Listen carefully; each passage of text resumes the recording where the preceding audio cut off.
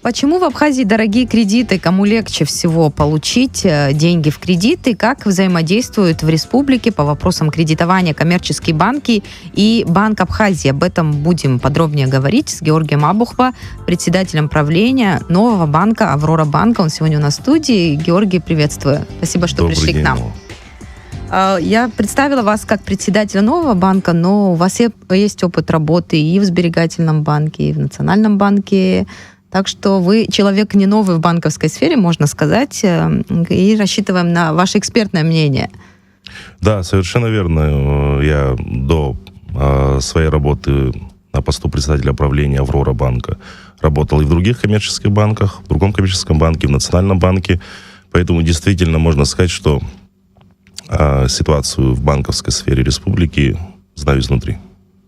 Хотелось бы начать наш разговор с того, вообще, как формируется база, которую коммерческие банки, денежная база имеется в виду, потом отдают под кредиты. Мы уже успели пообщаться и с представителями Национального банка, со сберегательным банком тоже. И эксперты говорили о том, что вот вся проблема с кредитами, она связана с тем, что не хватает денежной массы. Вот все-таки как формируется эта база? Давайте начнем разговор с этого и на примере вашего банка, как это устроено. Да, совершенно верно. База для дальнейшего кредитования населения, для дальнейшего кредитования бизнеса формируется, естественно, из привлеченных банком средств. Прежде всего, это уставный капитал банка. Далее, это привлеченные средства в депозиты. Депозиты могут быть как от физических лиц, так и от юридических лиц. И кредиты, которые коммерческий банк заимствует у Банка Абхазии, как у регулятора. Что касается нашего банка, что касается «Аврора Банка», да, я уже непосредственно перейду, к нюансам кредитования, да. Мы активно кредитуем население, да, мы новый банк, новый, как говорится, игрок на этом рынке, банковском секторе республики. Но мы стараемся предложить нашим клиентам достаточно конкурентные условия относительно других банков, и это имеет свои плоды. Это заключается в том, что ежедневно к нам обращаются, к нашим специалистам кредитного отдела, обращаются как представители организаций, индивидуальные предприниматели, так и частные лица за кредитами. Мы эти заявки обрабатываем, естественно, обозначаем условия для получения кредита или кредитной линии, или банковской гарантии, и выдаем. То есть население готово активно брать кредиты, и вот мы говорили о том, что большинство банков под такой высокий процент отдают эти кредиты. Речь шла о 36%, о 38% порой бывает. Все-таки даже под такие проценты люди готовы брать кредиты. Да, мы вынуждены констатировать этот факт, что в республике спрос огромный на кредиты, потому что, как мы видим, что республика развивается, все отрасли развиваются, прежде всего отрасли, связанные с туризмом. Да, мы видим, наблюдаем тот турпоток, который, допустим, был в последние годы, а ожидается какой-то безумный ажиотаж в этом году. И, естественно, для того, чтобы люди подготовились к этому, им нужны денежные средства, которых зачастую им не хватает. Поэтому они вынуждены обращаться в банки. Для этого, в принципе, банки существуют, чтобы обслуживать, кредитовать население и бизнес. Вот. А то, о чем вы говорите, о тех процентных ставках, которых вы назвали, безусловно, они высокие. Да? В принципе, я думаю, что имеет смысл вообще разобраться в том, что такое высокие ставки, что такое низкие или средние ставки. Да? На сегодняшний день ставка рефинансирования в республике составляет 12%. Давайте объясним нашим все-таки слушателям до конца, чтобы они понимали, о чем мы говорим. Да. Что такое ставка рефинансирования? Ставка рефинансирования, которая составляет 12%, это та стоимость денег, которую коммерческие банки могут взять у Национального банка в качестве кредита. Вот. Соответственно, они должны вернуть эти деньги плюс 12% от этой суммы. А на сегодняшний день «Аврора Банк» активно кредитует население, как я уже сказал. Если вдаваться уже в подробности, то мы кредитуем физических лиц в сумме до 1 000 000 рублей. Что касается процентных ставок, когда речь идет о сумме до 300 тысяч рублей, это 24% годовых. Суммы от 300 тысяч до миллиона 20% годовых. Я считаю, что это достаточно конкурентоспособные ставки.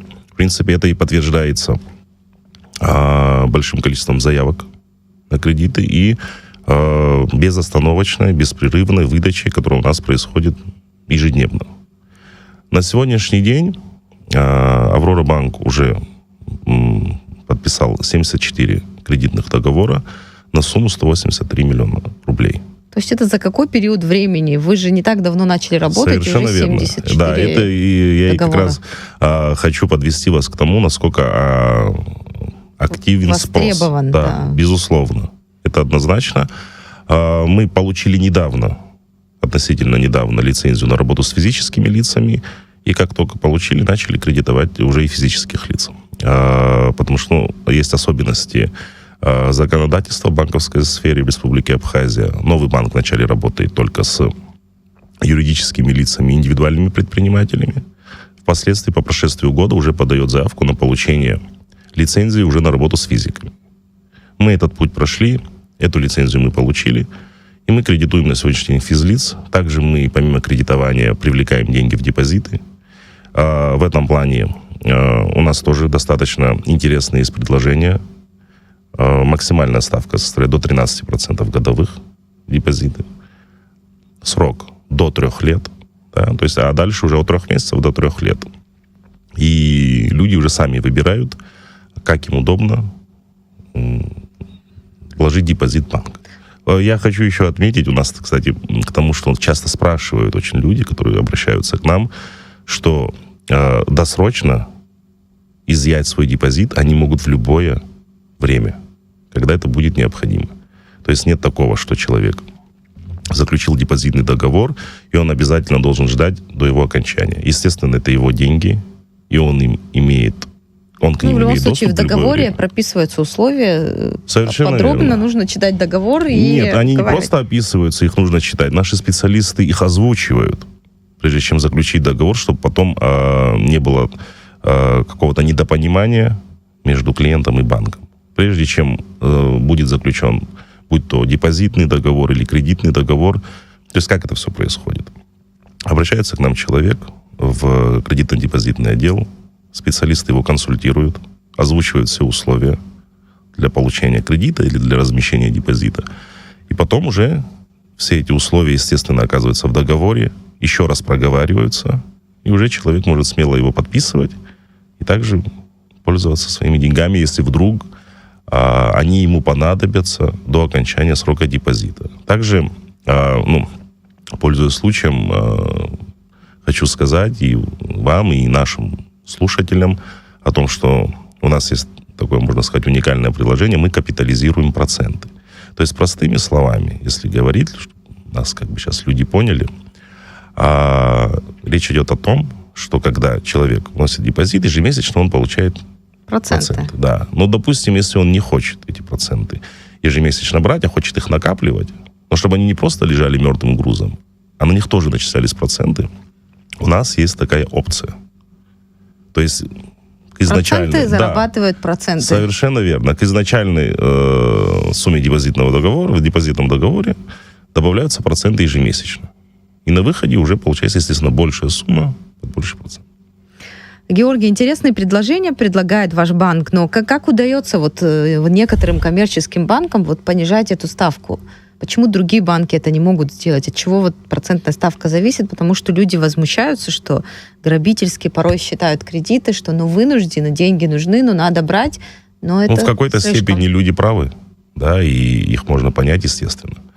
Я думаю, что основная причина, почему некоторые коммерческие банки дают под достаточно высокий процент кредиты или порой вовсе не могут предоставить кредит, хоть и имеют такое желание, это то, что перед тем, да, то есть банк, который существует не год, не 2 и не 10 лет, те деньги, которые были выданы в кредиты, они не были возвращены вовремя или не были возвращены вообще. Это создало определенные проблемы, и в дальнейшем банки вынуждены повышать процент, чтобы, как говорится, риски отыграть. свои. Да. те деньги, которые не были возвращены другими заемщиками. В связи с этим мы, например, прибегаем к такому инструменту, как поручительство.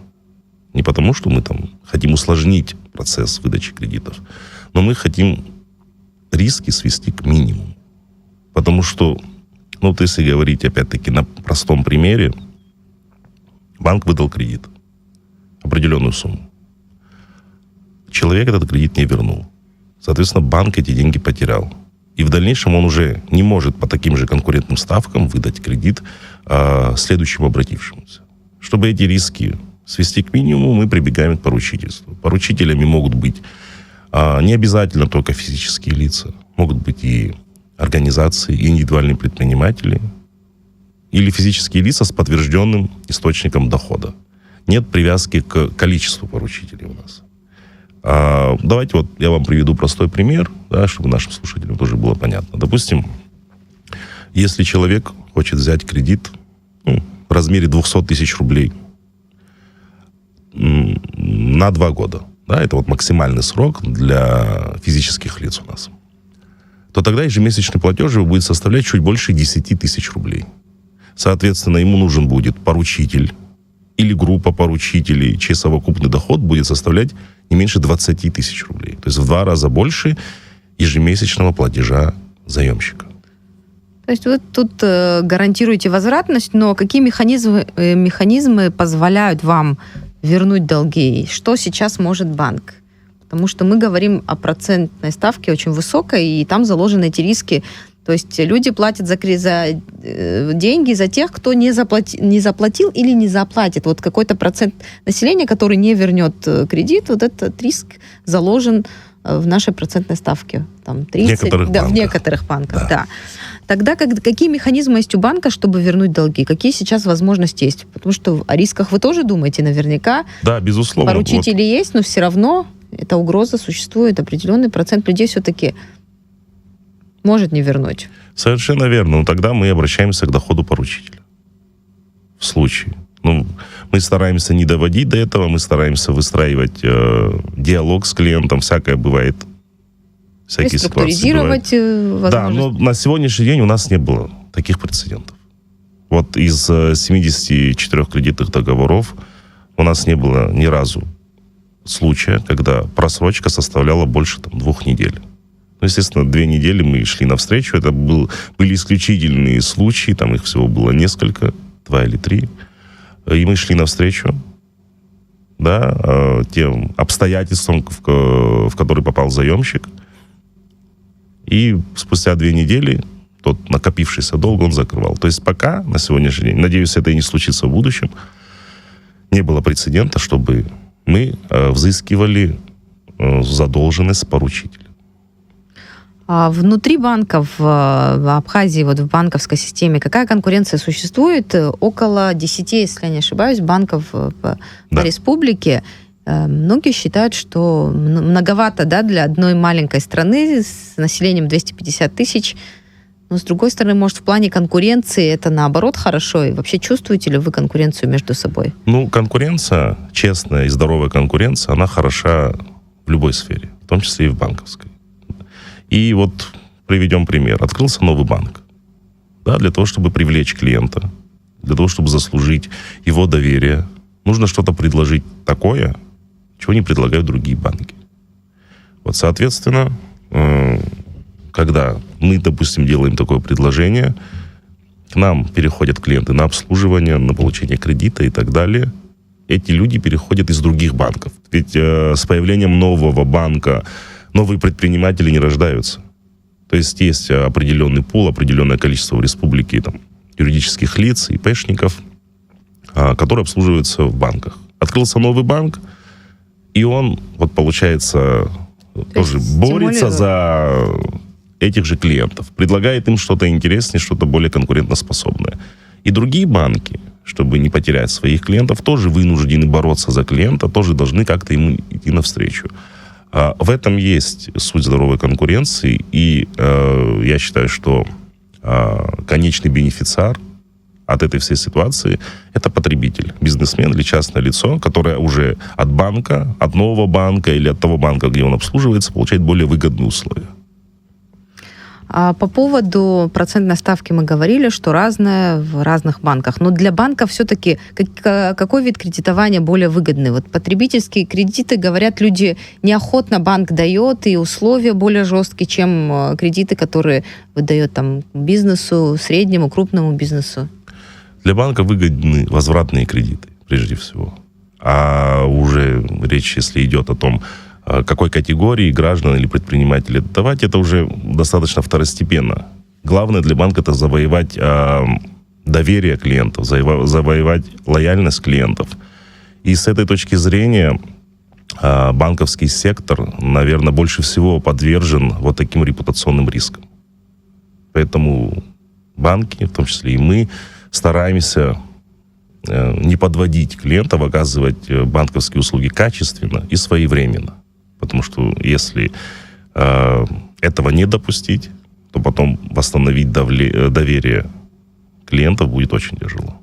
На ваш взгляд, отсутствие страхования, вот эта тема напрямую связана тоже с банковской системой, в том числе, потому что у нас очень много желающих приобрести жилье, отсутствие страхования, вот ипотечного страхования, ипотечного кредитования мешает многим приобрести жилье, поэтому вот вы как думаете, как это отсутствие страхования влияет на развитие в целом банковской системы? Я считаю, что отсутствие страхования в том виде, в котором мы вот наблюдаем его, допустим, в других странах, в том числе в России, оно отрицательно влияет не только на банковский сектор, а на все развитие экономики республики. Но это настолько глобальная, обширная тема, да, то есть, что, наверное, ей можно будет посвятить как-нибудь вообще отдельный эфир и пригласить специалистов, в том числе из госорганов, которые будут компетентны в этой теме. Но в общем и целом, если говорить о страховании, безусловно, я считаю, что система страхования — это следующий шаг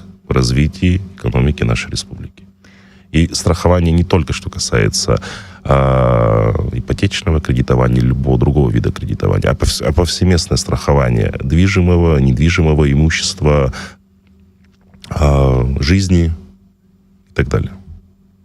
Но почему банки пока не идут на это? Потому что желающих, вот вы говорите, потребительские кредиты охотно берут, и бизнес охотно берет кредиты, но и ипотеку бы люди с удовольствием брали бы, потому что люди снимают жилье, платят какую-то сумму ежемесячную и хотели бы за собственное жилье платить, и с радостью даже вот в социальных сетях очень много призывов, комментариев, люди хотят. Да, безусловно. Я думаю, что все равно рано или поздно, надеюсь, что достаточно рано мы придем к тому, что наши коммерческие банки, мы в том числе будем выдавать ипотеку, именно ипотеку, а не так называемые длинные кредиты, да, потому что в ипотеке уже непосредственное участие принимает государство, да, в качестве его страхового органа, так скажем, когда человек или семья, которая взяла ипотеку, не в состоянии, да, продолжать расплачиваться по выданному займу. Но, опять-таки, для того, чтобы ипотечное кредитование ввести в массы, для этого нужна определенная законодательная база нужна. И, естественно, нужны определенные гарантии от государства. Потому что ипотечные кредиты выдают на 10, 20, 25 лет. То есть эти сроки, они должны быть для банка застрахованы. Да. И, кстати говоря, о длинных кредитах. Да? Давайте вот просто мы для начала разберемся, что означают длинные или там короткие, да, или средние. Ну, в сегодняшних наших реалиях краткосрочное кредитование, это можно назвать, что срок до года. Среднесрочное от года до 3. А уже долгосрочное это от 3 лет. Аврора банк на сегодняшний день кредитует, например, бизнес до 3 лет. То есть мы в среднесрочном кредитовании в том числе. Что говоря уже о длинных деньгах, о долгосрочном кредитовании, но это уже следующий этап эволюции банковской системы. Вот. Надеюсь, мы к этому придем. Что нам мешает? Отсутствие денежной массы — это единственная причина, почему нет длинных кредитов? Отсутствие в том числе системы страхования. Тут, опять-таки, повторюсь, нужна в этом плане государственная поддержка. Я думаю, что ни для кого, допустим, не секрет, что многие наши граждане являются также клиентами российских банков. Да? Не от того, что они очень любят российские банки, а от того, что, допустим, некоторые абхазские банки не могут дать им те возможности в обслуживании, которые дают российские банки. Да, это, я думаю, сплошь и рядом. Ну, иногда даже в российских банках легче взять кредит, чем здесь, в местном банке. Да, совершенно верно. И в этом смысле уже идет конкуренция, есть конкуренция с российскими банками, хотя здесь нет филиалов российских банков. Что привлекает наших людей в качестве клиентов в российские банки? Я думаю, что это основные две вещи. То есть доступность кредитования и плюс интернет-эквайринг. Да, то есть вот то дистанционное банковское обслуживание, которое выражается в виде мобильных приложений, которыми все мы пользуемся, российских банков. Это вот то конкурентное преимущество, да, которое дает возможность, не знаю, приобрести там авиабилеты, допустим. Вот простой пример. Но мы тоже идем по этому пути вместе, кстати, с Национальным банком. Здесь тоже хочется отметить их вклад в пошаговое развитие эквайринга в республике. И мы к этому придем обязательно, потому что мы тоже сейчас работаем над разработкой мобильного приложения и надеюсь, что презентуем его до конца 2023 года, что, безусловно, привлечет новых клиентов, упростит обслуживание, взаимоотношения между человеком и банком. Да? То есть дистанционное банковское обслуживание, цифровизация – это то, к чему банки должны стремиться. Потому что удобство, оно решает прежде всего. Человек мог, сидя из дома, своего телефона... Естественно, доступность и удобство. Раз уж мы заговорили о российских банках, коротко, если говорить, нет филиалов, но, тем не менее, вдруг произойдет вот такое, что российские банки откроют здесь свои филиалы. Как это на банковской системе? Вы говорите, что 10 банков примерно существует в стране, и это здоровая конкуренция, это хорошо. А вот если российские банки придут? Я думаю, что если придут российские банки, просто, понимаете, речь о том, что развитие российских банков, их уровень капитализации, тех средств, которые российские банки выделяют на кредитование, он просто несопоставим ни с одним абхазским банком, даже в совокупности всех абхазских банков. Да? И может сложиться ситуация, что абхазские банки будут просто-напросто задушены российским банком, причем не обязательно из, так скажем, топ-10. Вот. Это тут как бы хочется и не обидеть коллег из российских банков, но есть понятие экономической безопасности, да, и в абхазских банках это прежде всего налогоплательщики, это сотрудники, которые работают в банках, также которые платят налоги, живут здесь и на эти зарплаты, по сути, кормят свои семьи, да. Но самое главное не эта угроза. А вот я могу привести пример, что, допустим, если какой-то крупный игрок новый появится извне, да, на территории республики, предложит какой-то интересный кредитный, допустим, продукт, к нему, естественно, обратятся, в том числе представители бизнеса, попросит залог банк. Заемщик не сможет вовремя по каким-то обстоятельствам расплатиться. Этот залог уже перейдет в собственность российского банка. Вот. Поэтому вот вы говорите, что наши люди в том числе и кредитуются в российских банках. Да, но посмотрите, и возвращают кредиты вовремя. Потому что инструменты взыскания на территории России, они достаточно жесткие. То есть, если ты не платишь кредит, тебе запросто могут закрыть выезд с территории. Да? То есть, я думаю, что некоторые наши слушатели, если там не лично, но знакомы с такими ситуациями из своего круга общения. Поэтому все стараются заплатить вовремя, не допустить ситуации. Рисков меньше, и поэтому и процентная ставка тоже. Российские банки предлагают более интересные кредиты порой. Мы всегда стараемся пойти по пути диалога, поэтому вот такие жесткие меры мы стараемся не применять. Георгий, спасибо, что пришли к нам в студию. Мы удачи вам желаем и ждем еще к нам в студии для разговора. Спасибо.